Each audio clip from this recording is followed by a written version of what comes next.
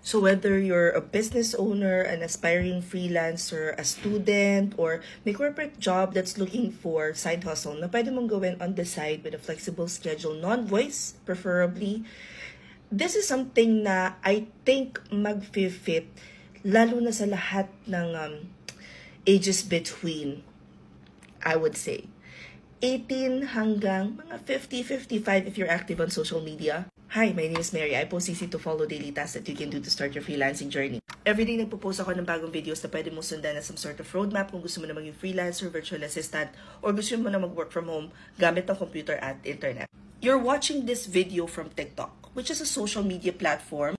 I'm sure kung meron kang TikTok, meron ka ring Facebook. You've probably used Instagram as well para mag-check ng mga photos. And kung ikaw ay mahilig manood ng daily vlogs, then that means you've used YouTube. These are just example social media platforms na akala natin end user lang tayo. End user meaning gumagamit lang. But did you know that there are a lot of opportunities to earn online as a social media manager? Ito pang plus. If you have marketing background or you've ever sold something before, whether it's online or face-to-face, then perhaps SMM Level 3 is the class for you. So, nagtatanong dito si Jules, your VA student mama. Ba, diba? May next class ka po ba for social media management? Yes. And that's this coming Sunday. It's 1 till 9 p.m. So, kung marunong kang gumamit ng Facebook, Instagram, TikTok, YouTube, yung mga platforms na na-mention ko, plus other social media platforms like Twitter or yung bagong bukas na Threads.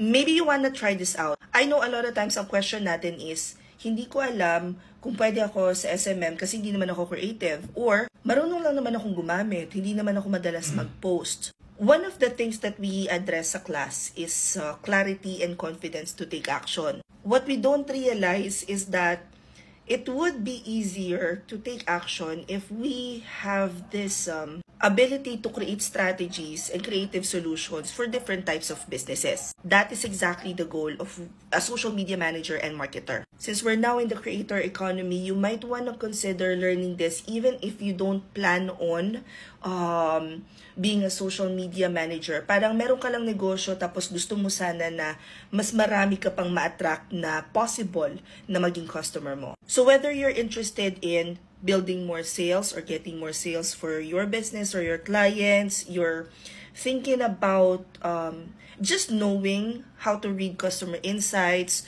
or perhaps you're here because you want to start building a community for whatever purpose it may serve sa business mo, you really need to learn social media management. That and more, i-discuss sa social media management and marketing class namin, which is a level 3, which means may internship na pwede nyong gamitin at idagdag sa portfolio ninyo. Again, this one is closing na.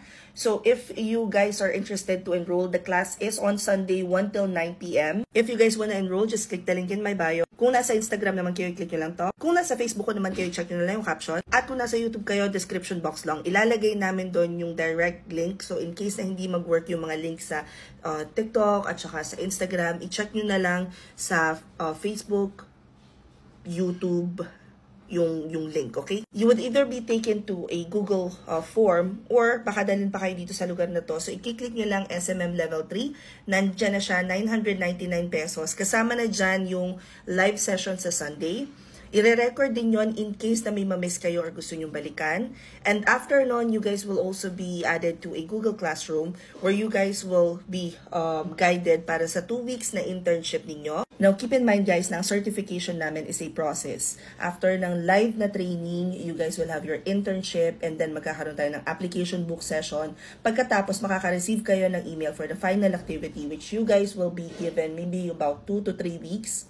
Doon nyo na din makikita kung paano i-schedule yung mock interview which is your one-on-one with me. After the mock interview, pagpasok na sa Panlasang Pinoy, that's the time that you will get the certificate. I hope this covers everything, but if you guys have any questions about this class or any other class that we have open, i-comment nyo lang siya dito or follow for more work from home chismis. See you at the classroom!